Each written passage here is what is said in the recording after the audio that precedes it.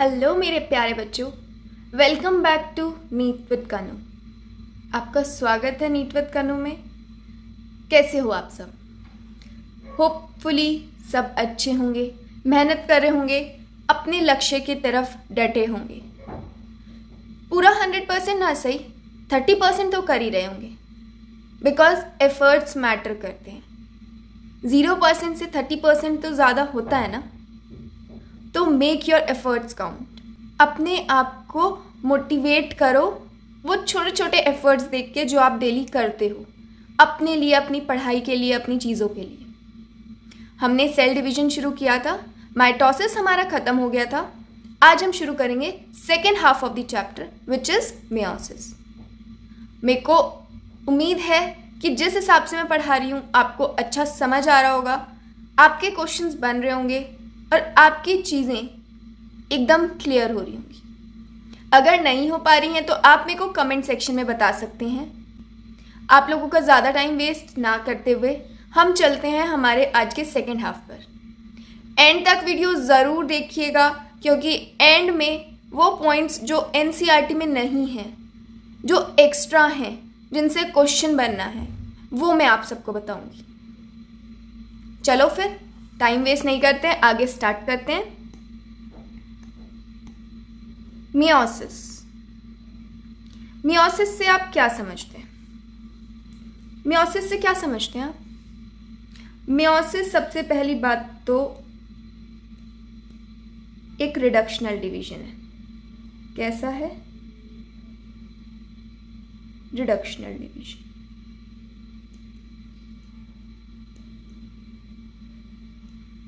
Reductional division का मतलब क्या है?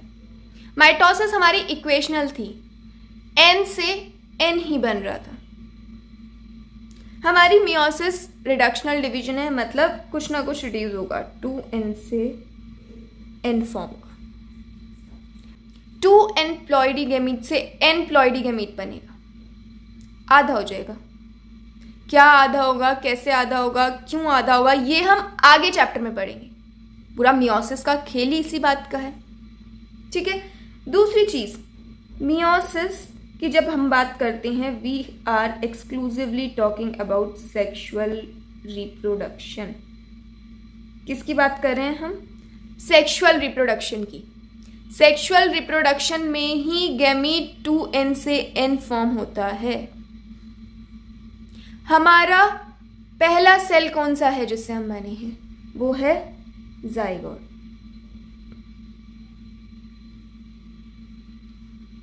जाइगोट वो पहला सेल था जो डिवीजन करता गया और एक और ऑर्गेनिज्म बना दिया। जाइगोट से ऑर्गेनिज्म बना। बट अमीबा है, अमीबा डिवाइड होके सीधा अपने डॉटर सेल में फॉर्म हो जाता है। उसके पास है ही नहीं इतना सेल कि वो डिवाइड करते मियोसिस कर पाए।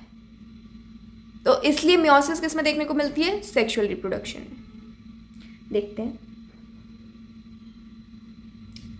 The production of offspring by sexual reproduction includes the fusion of to gametes. Fusion of to gametes, कौन कौन से टू गैमीट्स होते हैं वो? Male and female.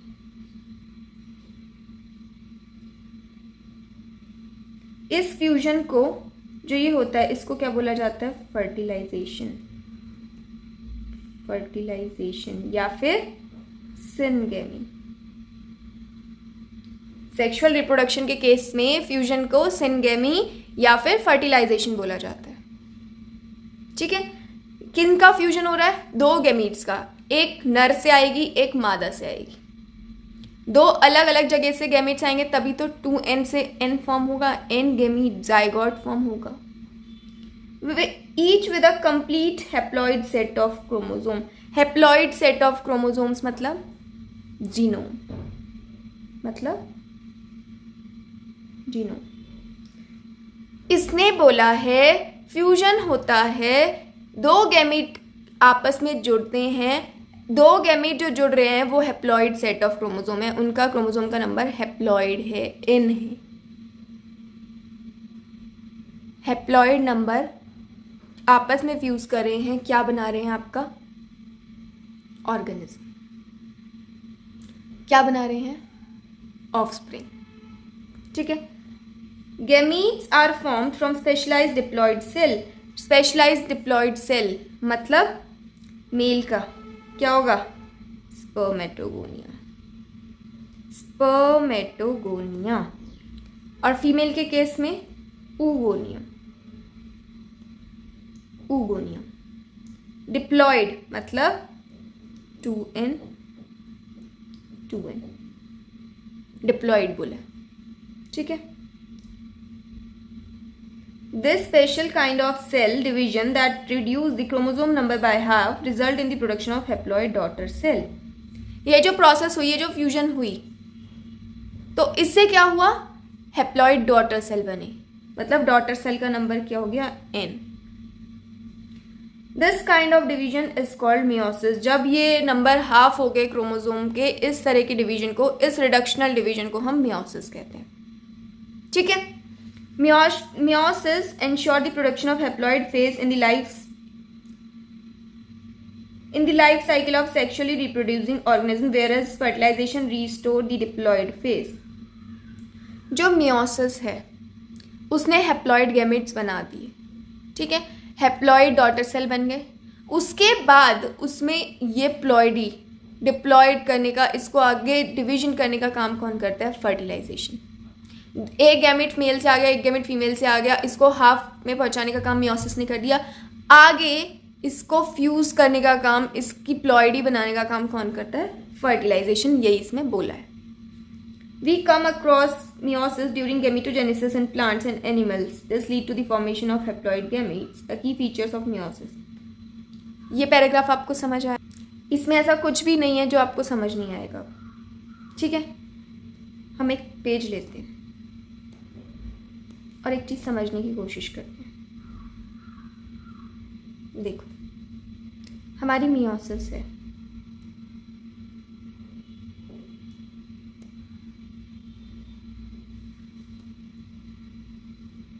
मियोसिस है, हम मियोसिस पढ़ रहे हैं। Meiosis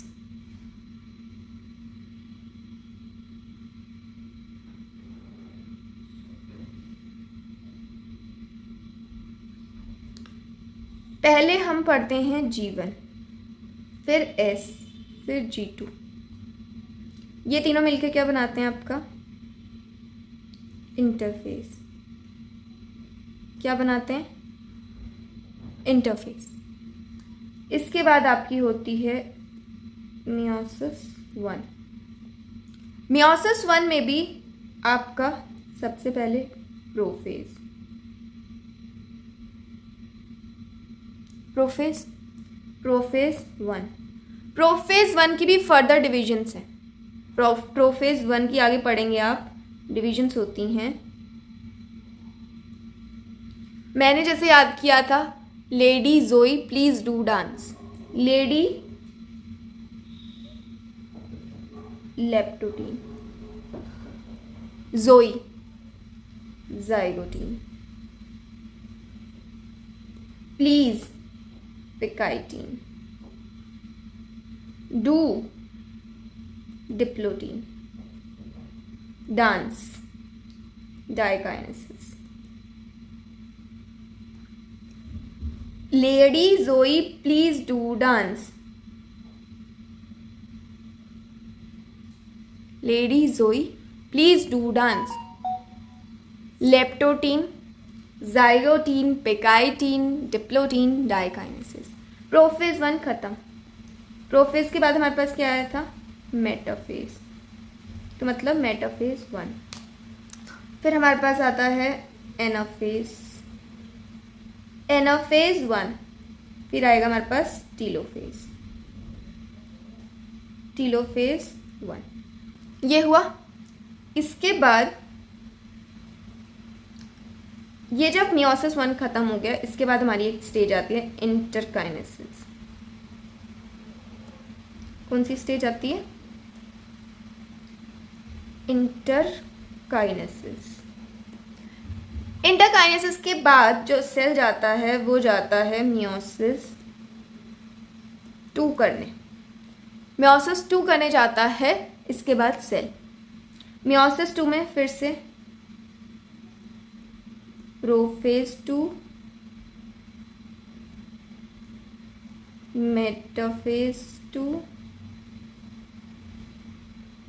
metaphase 2, anaphase 2, telophase 2। इसी के साथ मियोसिस खत्म हो जाता है।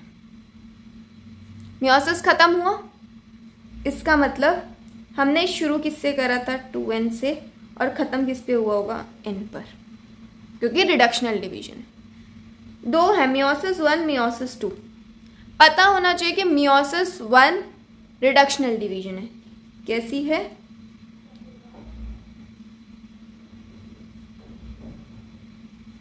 रिडक्शनल, मतलब यहां पर आपका 2n से n बन गया होगा, ठीक है। उसके बाद इस जगह आपका n पहुंच रहा है, तो n से क्या बन रहा है? n। ये कैसी होगी? मियोसिस 2 ऑलमोस्ट माइटोसिस के जैसी होती है, इक्वेशनल होती है, n से n ही बनाती है, ठीक है। इतना समझ आया कि आपकी यहाँ पे ये होगी रिडक्शनल डिवीजन, ये होगी इक्वेशनल डिवीजन, ठीक है। यहाँ पर एक पेरेंट सेल 2 गैमीट बना रहा है, ठीक है। 2 गैमीट बना रहा है, और यहाँ पे ये जो एक गैमीट गया है ये 4 फॉर्म करेगा, 2 2, ठीक है। इसमें आप देख पा रहे होंगे G1, G2, GS और G2। G1, G2 में वही ग्रोथ होगी, S में DNA रेप्लिकेशन होगा। अगर यहाँ से 2C से चला है तो यहाँ पे कितना हो जाएगा? 4C। ये सेम वैसे ही चलती है। मियोसिस 1 पूरा हुआ, इंटरकाइनेसिस एक स्टेज होती है जिसे बोलते हैं रेस्टिंग स्टेज, जो कि रेस्ट कर रहा है सेल मियोसिस 2 में जाने से पहले। शॉर्ट लिव्ड होती है, बट एक होता है ना एनर्जी रीस्टोर करने वाली चीज़, वो करता है यहाँ पे सेल। ये आपको पूरा समझ आ गया होगा। चलो फिर इसके की फीचर्स देख लेते हैं। Meiosis involves 2 sequential cycles of nuclear and cell division called meiosis 1 and meiosis 2, but only a single cycle of DNA replication। मतलब आ जाओ इसमें, मियोसिस 1, मियोसिस 2 2 चलते हैं, लेकिन DNA रेप्लिकेशन सिर्फ एक बार होता है। कहाँ पे? एस फेज में। इसके बाद एस फेज भी नहीं, इसके बाद DNA रेप्लिकेशन भी नहीं, ठीक है। पहली लाइन खत्म। Meiosis 1 is initiated after the parental chromosome have replicated to produce identical sister chromatids at the S phase। Identical sister chromatid से मतलब क्या है? आपका एस फेज में डीएनए डुप्लीकेट कर गया। डीएनए रेप्लिकेशन में आपको पता है क्रोमोसोम है, क्रोमोसोम का नंबर चेंज नहीं हो रहा है, लेकिन आपका यहाँ पे जो ये है, ये क्या बनाएगा? ये बनाएगा जब डीएनए कंटेंट डबल हो रहा है तो क्या बोल रहे हैं कि आपका जो क्रोमोसोम है वो रेप्लिकेट कर रहा है to produce identical sister chromatids. क्या बन गया ये? Sister chromatids.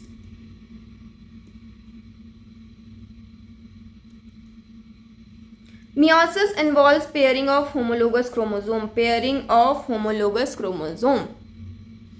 and recombination between non-sister chromatids of homologous chromosome। जो आपका पेयरिंग हो रहा है वो तो हो रहा है होमोलोगस क्रोमोसोम्स में। उसके बाद देखो ये है एक, ठीक है,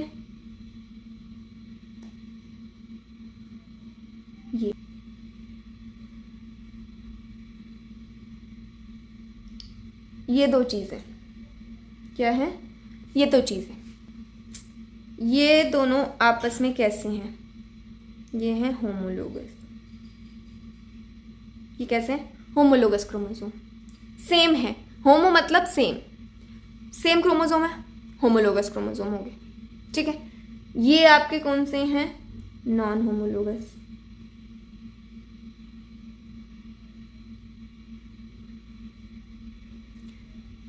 ये आपस में कैसे हैं, सिस्टर क्रोमेटिड्स हैं या नहीं हैं? नहीं, ये कैसे हैं? Non sister chromatids. ये तो नॉन सिस्टर, नॉन होमोलोगस सभी हैं। अब आपसे क्वेश्चन क्या पूछ रहा है?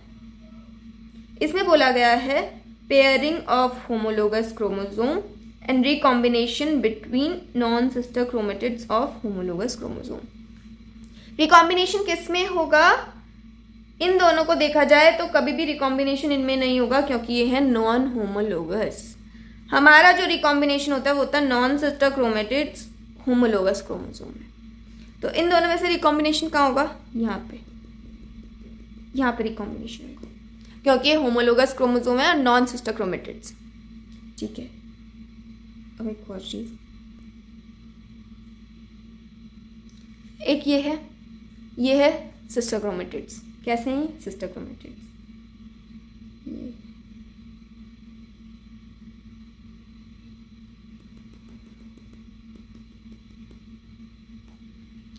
ये तो हो गया आपके सिस्टर क्रोमेटिड, और ये आपका नॉन सिस्टर क्रोमेटिड।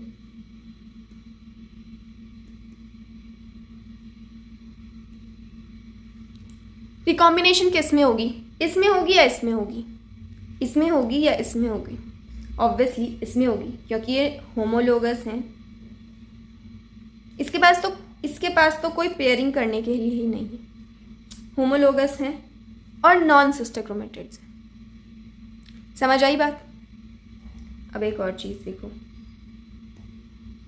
इतना समझ आ गया है कि कभी भी किसी में कॉम्बिनेशन कराने तो दो चीज देखनी पड़ेगी, उसके पास होमोलोगस क्रोमोसोम होने चाहिए और नॉन सिस्टर क्रोमेटिड्स होने चाहिए। अब ये चीज है, ठीक है।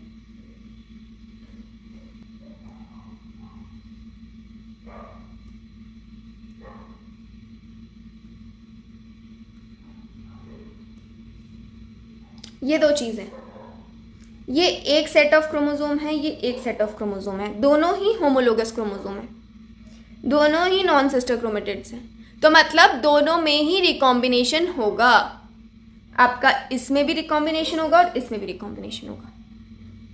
ये चीज क्लियर हो गई?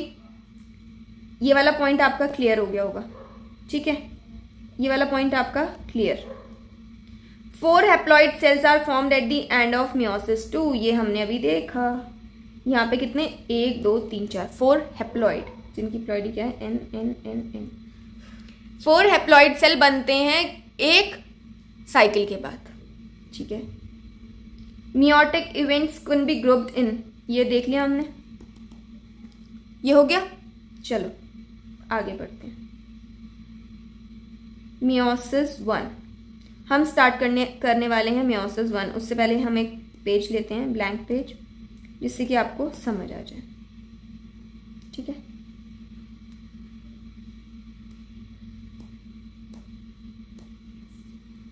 अब आते हैं, सबसे पहला जो फेज है मियोसिस 1 का वो है प्रोफेज 1। कौन सा फेज है? प्रोफेज 1, जिसमें कि अभी मैंने आपको बताया सब डिविजन्स होती हैं। Lady, leptotene, Joey, zygotene, please, pachytene, do, diplotene, dance, diakinesis. अब हम एक एक करके इनके फेजेस के बारे में पढ़ेंगे, ठीक है। डायग्राम देखेंगे, फेजेस के बारे में पढ़ेंगे। पहला है लेप्टोटीन फेज। लेप्टोटीन फेज में क्या होता है? आपका एक ये सेल है, ठीक है। इसकी न्यूक्लियर मेम्ब्रेन अच्छे से डेवलप नहीं होती है, ठीक है। एक तरह से टूटी हुई सी होती है, कंप्लीटली फॉर्म्ड नहीं होती है न्यूक्लियर मेम्ब्रेन। क्या होता है? No complete formed nuclear membrane.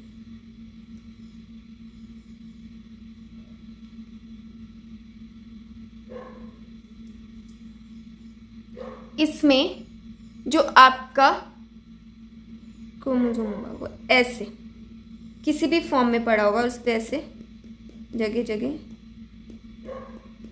Beed लगे होंगे, मतलब हिस्टोन प्रोटीन। ये जो बीड्स होते हैं ना, जिसमें जो ये प्रेजेंट होते हैं यहाँ पे डीएनए में, ये बीड्स क्या है? हिस्टोन प्रोटीन, जो कि क्रोमोसोम बनाएंगे आगे जाके। ये हो गया। क्या हो गया ये? इसके पास कंडेंसेशन ऑफ क्रोमोसोम जो है वो कंडेंस होने स्टार्ट होते हैं। कंडेंस होंगे तो हमें माइक्रोस्कोप के अंडर देखने में इजी रहेगा, आपस में मिल जाते हैं।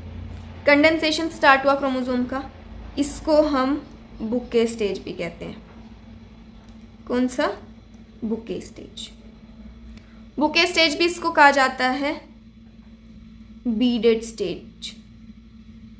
बीडेड स्टेज क्या बन रहा है?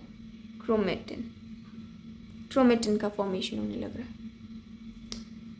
इसमें बेसिकली आपका न्यूक्लियर मेम्ब्रेन नहीं होती है, न्यूक्लियर मेम्ब्रेन सही से डेवलप नहीं हुई होती है, बीड्स फॉर्म हुए हुए होते हैं, तो इसको बुके स्टेज कहते हैं और कंडेंसेशन स्टार्ट हो जाता है क्रोमोसोम का। ठीक है, उसके बाद आते हैं हम जाइगोटीन। जाइगोटीन पर है। न्यूक्लियर मेम्ब्रेन तो अभी भी डेवलप नहीं होगी, क्योंकि इतना जल्दी तो कुछ भी डेवलप नहीं होता है ना, सेल में टाइम लेता है, तो इसकी न्यूक्लियर मेम्ब्रेन भी थोड़ी टूटी फूटी सी होगी, थोड़ी टूटी फूटी न्यूक्लियर मेम्ब्रेन। ठीक है, इसमें जो क्रोमोसोम्स हैं कंडेंस हो चुके हैं ना, ये जाइगोटीन में क्या हो रहा है? ये जो यहाँ क्रोमोसोम कंडेंस हो रहे थे, जो कंडेंस हुए थे, यहाँ पे वो पेयरिंग करना स्टार्ट करेंगे, आपस में थोड़ी थोड़ी जान पहचान बनाना शुरू करेंगे। ठीक है, इस जान पहचान बनाने को हम क्या बोलते हैं? साइनेप्सिस। साइनेप्सिस, जान पहचान बन गई, साइनेप्सिस हो रहा है। ये जो पूरा स्ट्रक्चर फॉर्म हो रहा है, ये जो कॉम्प्लेक्स फॉर्म हो रहा है, इसको बोलते हैं साइनेप्टोनिमल कॉम्प्लेक्स। साइनेप्टोनिमल कॉम्प्लेक्स। जो क्रोमोसोम की पेयरिंग स्टार्ट हुई है उसको हम साइनेप्सिस बोलते हैं, और वो जो कॉम्प्लेक्स फॉर्म होता है उसको हम बोलते हैं साइनेप्टोनिमल कॉम्प्लेक्स। तो जाइगोटीन में क्या हुआ? साइनेप्सिस। और क्या हुई? Formation of synaptonemal complex. ठीक है, हमने क्या क्या देख लिया? आपका लेप्टोटीन देख लिया, जाइगोटीन देख लिया। पढ़ते हैं। Prophase of the first meiotic division is typically longer and more complex when compared to prophase of mitosis. ये तो देखने से ही पता लग रहा है कि जो मियोसिस का प्रोफेज 1 है वो कंपेरेटिवली ज़्यादा कॉम्प्लेक्स है और लंबा है, क्योंकि उसमें ऑलरेडी नीचे 5 स्टेजेस चल रही हैं। 5 स्टेजेस चल रही हैं, तो आपको आवाज़ आ रही होगी, बट सिंस ऊपर काम चल रहा है घर पर, तो प्लीज़ बियर विद इट। मैं तेज़ से बोलने की कोशिश कर रही हूँ कि आपको आवाज़ क्लियर है। ठीक है, प्रोफेज आपका कंपैरेटिवली बड़ा होगा और कॉम्प्लेक्स होगा। इट हैज बीन फर्दर सब divided into the following phases based on chromosomal behaviour. Chromosome कैसे बिहेव कर रहा है उसके अकॉर्डिंग आपका किस किस में डिवाइडेड है? Leptotene, zygotene, pachytene, leptotene, diakinesis. Leptotene stage, the chromosome become gradually visible under light microscope. The compactation or condensation, compactation मतलब condensation of chromosome continues throughout leptotin. पूरे leptotin chromosome condense होता हुआ चला जाता है. This is followed by second stage of prophase 1 called zygote. leptotin के बाद कौन सी फेज आती है? zygote. During this stage, chromosomes start pairing together and this process of association is called synapses. Such paired chromosomes are called homologous chromosome. Electron micrograph of this stage indicate the chromosome synapses is accompanied by formation of complex structure called synaptonymal complex. ये हमने पढ़ लिया. The complex formed by pair of synapt homologous chromosome is bivalent or tetrad. ये चीज़ समझने की, जो हमने complex बनाया था वो ये है, देखते हैं।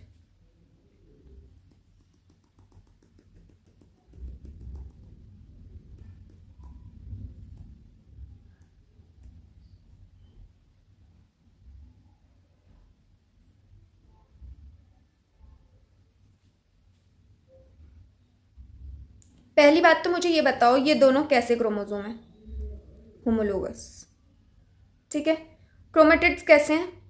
Non sister, non sister chromatid है। नॉन सिस्टर होमोलोगस क्रोमोसोम में रिकॉम्बिनेशन हो जाता है, हमने पीछे देख लिया, ठीक है। कितने क्रोमोसोम पार्टिसिपेट कर रहे हैं? अगर हम क्रोमोसोम की बेसिस पे देखें तो कितने? 2 पेयर, 2 पेयर क्रोमोसोम पार्टिसिपेट कर रहे हैं, ठीक है। मतलब कि bivalent, bivalent condition.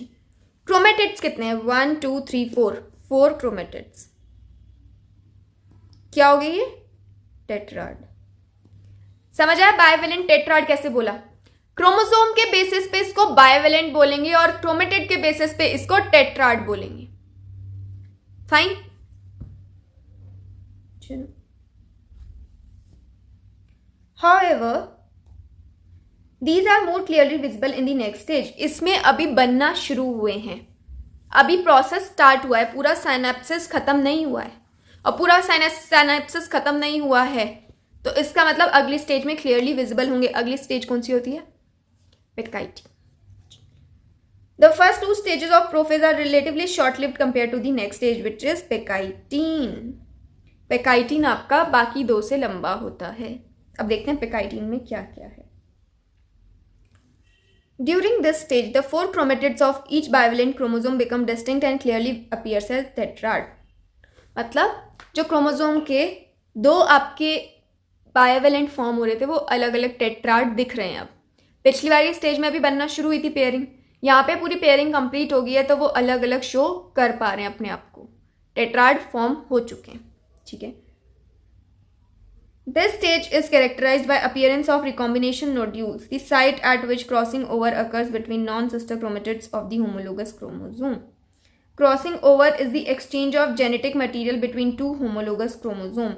Crossing over is also an enzyme-mediated process and the enzyme involved is called recombinase.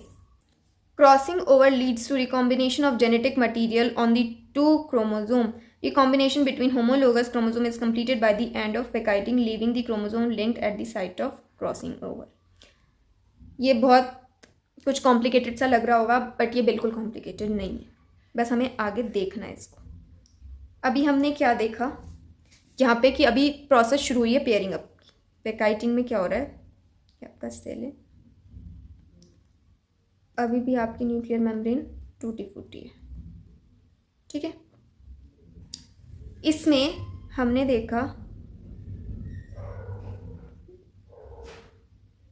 ये 2 होमोलोगस क्रोमोसोम है, ठीक है। इसमें यहाँ पे पिछले हमने देखा था कि क्या बनना शुरू हो रहा है, पेयरिंग होना शुरू हो रही है, आपस में रिकॉम्बिनेशन बनना शुरू हो रहे हैं। इसमें क्या होगा, ये क्लियरली क्या फॉर्म कर देंगे, आपकी पेयरिंग, ये क्लियरली ऐसे रिकॉम्बिनेशन हो चुका होगा इनका। रिकॉम्बिनेशन हो गया, ये रिकॉम्बिनेशन करने के लिए जो एंजाइम चाहिए वो चाहिए रिकॉम्बिनेज। रिकॉम्बिनेज एंजाइम की मदद से आपका जो क्रॉसिंग ओवर हो रहा है वो पूरा होके आपका एक स्ट्रक्चर फॉर्म कर देता है, ठीक है। दूसरी चीज़, अब आपको दिख रहा होगा 4 टेट्राड, 2 बाइवेलेंट, क्लियरली विजिबल है, बाइवेलेंट भी टेट्राड भी। हमने देख लिया कि रिकॉम्बिनेशन कैसा हो रहा है। रिकॉम्बिनेशन क्या कर रहा है, आपका जेनेटिक मटेरियल पास ऑन कर रहा है। जब रिकॉम्बिनेशन हो रहा है तो जेनेटिक मटेरियल आगे आगे आगे आगे पास ऑन हो रहा है, ठीक है। इसमें यही सब लिखा है। इसमें क्या क्या हो रहा है, 2 होमोलोगस क्रोमोसोम के बीच में क्रॉसिंग ओवर हो रहा है, ठीक है। एंजाइम मीडिएटेड प्रोसेस है रिकॉम्बिनेज।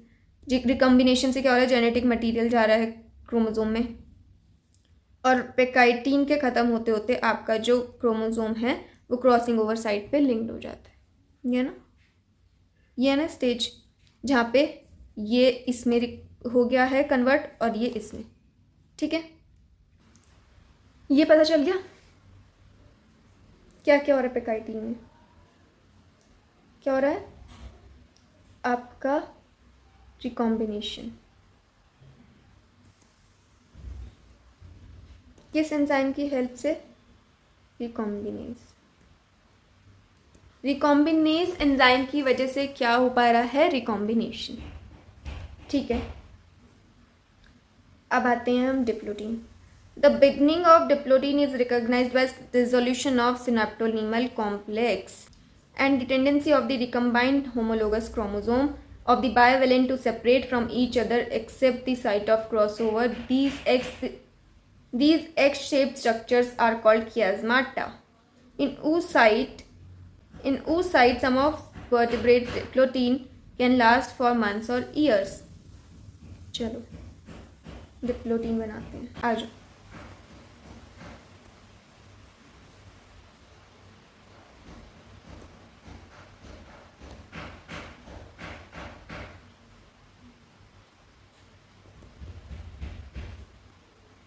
देखो इसमें क्या होता है, ये जो क्रॉसिंग ओवर हुई थी, ठीक है,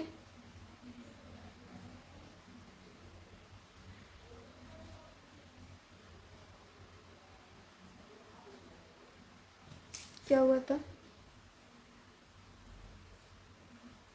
ये जो रिकॉम्बिनेशन बना था ये अब एक दूसरे से दूर जाने की कोशिश करता है। ये देख रहे हो, पहली बात तो जो इसका बाहर का एक कॉम्प्लेक्स बना था वो ख़त्म हो गया। जो इसका सिनेप्टोनिमल कॉम्प्लेक्स था वो बिल्कुल ख़त्म हो जाएगा। Dissolution of synaptonemal complex, dissolution of synaptonemal complex हो जाएगा। उसके बाद ये जो स्ट्रक्चर है, ये इसमें से ये जो इसकी आर्म है, ये इसकी आर्म है, ये एक दूसरे से अलग होना चाहिए। जब ये अलग हो रही है तो ऐसे खींच रही है ना, ये खींचे हुए जो ये स्ट्रक्चर है, ये जो खींचा हुआ स्ट्रक्चर है, एक्स शेप स्ट्रक्चर दिख रहा है, एक्स फॉर्म हो रहा है। ये एक्स शेप स्ट्रक्चर क्या होता है? chiasmata। Formation of chiasmata take place. Diplotene बहुत सारे वर्टिब्रेट्स में, बहुत सारे जो आपके एनिमल्स हैं उनमें क्या हो जाती है? अरेस्ट हो जाते हैं इस स्टेज में आके, मतलब यहाँ पे रुक जाती है।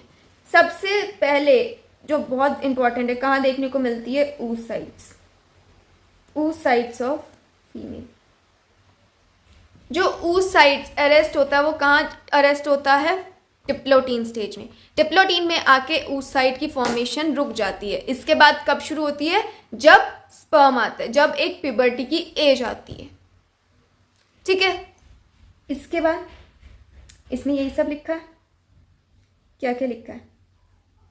डिसोल्यूशन ऑफ सिनेप्टोनिमल कॉम्प्लेक्स हो जाता है, रिकॉम्बाइंड होमोलोगस क्रोमोसोम सेपरेट होने की कोशिश करते हैं लेकिन क्रॉसओवर की साइड पे अभी भी जुड़े हुए होते हैं, ठीक है। अभी देखा ना, खींच रहे हैं लेकिन अभी पूरे जुदा नहीं हुए हैं, ठीक है। X shape structure chiasmata forms होते हैं। बहुत सारी वर्टिब्रेट्स में ये बहुत सारे सालों के लिए अरेस्ट हो जाते हैं, ठीक है। Final stage which is diakinesis stage. Diakinesis का डायग्राम देख लेते हैं। डाइकाइनेसिस में कैसे होगा?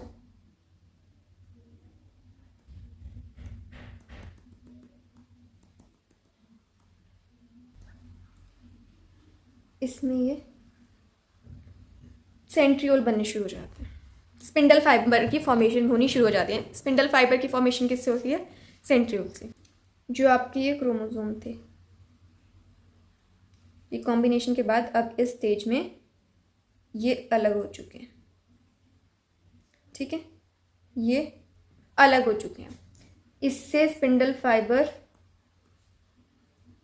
फॉर्म होने शुरू हो जाते हैं। कॉन्टिन्यूस डिसकॉन्टिन्यूस स्पिंडल फाइबर आपको पता है, ये फॉर्म होने शुरू हो गए। क्रोमोसोम आपके अलग हो चुके हैं, पोल्स की तरफ जाना शुरू हो गए हैं, ठीक है। ये एक ट्रांजिशन स्टेट है। न्यूक्लियर मेम्ब्रेन जो है वो एंड तक आते आते डिसअपियर हो जाती है, एनवलप जो है वो टूट जाता है। ये एक ट्रांजिशन स्टेट है, किसमें? आपके डिप्लोटीन से मेटाफेज में जाने के लिए, डिप्लोटीन से अगर मेटाफेज में जा रहे हैं, बीच में कि ट्रांजिशन बहुत short term, short lived stage होती है डाइकाइनेसिस। पढ़ते हैं इसके बारे में क्या लिखा है। The final stage of meiotic prophase 1 is dikinesis. This is marked by terminalization of chiasmata. अभी देखा chiasmata terminalize हो गया. During this phase, the chromosome are fully condensed and the meiotic spindle is assembled to prepare the homologous chromosome for separation. Spindle fiber की formation हो गई है. By the end of dikinesis, the nucleolus disappear. Nuclear envelope breakdowns. Dikinesis represent transition to metaphase. ठीक है. क्या है ये? Transition state है between diplotene and metaphase 1। Hopefully आपको ये चीज़ें तो समझ आ गई होंगी। मैं पूरे मियोसिस आपको एक बारी में नहीं करवा रही हूँ, आज हम इतना ही करेंगे। अगले लेक्चर में हम इससे आगे का देखेंगे। आप यहाँ तक का लेक्चर देखिए, कोई भी दिक्कत परेशानी होती है, कुछ भी होती है, आप मेरे को कमेंट सेक्शन में कमेंट कीजिए, मैं आपके लिए तैयार हूँ। कल हम इसका मेटाफेज, एनाफेज, टीलोफेज देखेंगे। ठीक है, कल ये चैप्टर कंप्लीट हो जाएगा। क्या हो जाएगा? कल चैप्टर कंप्लीट। इसी के साथ आपके 2 चैप्टर कंप्लीट होंगे। सेल बायोलॉजी आपका पूरा। हम शुरू करेंगे फिर बायोमॉलिक्यूल्स। चैनल को सब्सक्राइब कर लेना, आपके लिए और भी ज़्यादा सरप्राइज, बहुत सारी चीज़ें वेट कर रही है। अभी नया चैनल है, थोड़ा मेरे को भी टाइम लग रहा है चीज़ों के साथ एडजस्ट होने के लिए। आप चैनल पे बने रहिएगा। वीडियो पसंद आई होगी तो लाइक कीजिएगा, शेयर कीजिएगा, कमेंट कीजिएगा। चैनल को सब्सक्राइब कीजिए, सारी नोटिफिकेशन ऑन कर दीजिए, क्योंकि ये लेक्चर तो आपके हाथ से छूटने नहीं चाहिए। chiasmata क्या होता है, सिनेप्टोनिमल कॉम्प्लेक्स क्या होता है, टेट्राड क्यों है, बायोवेलेंट क्यों है, अगर ये आपको पता है तो आपकी चीज़ें क्लियर है। क्वेश्चंस भी लेंगे हम इसके, ऐसा नहीं हम क्वेश्चंस नहीं लेंगे, पर पहले हम एक यूनिट कंप्लीट करेंगे। आज के लिए बस इतना ही। वीडियो में आप यहाँ तक बने रहे हैं, प्लीज़ लाइक करके ज़रूर जाइएगा, सब्सक्राइब कीजिएगा। कल मिलते हैं एक और नए टॉपिक के साथ। तब तक के लिए keep studying, keep motivating, keep hydrating. Thank you so much.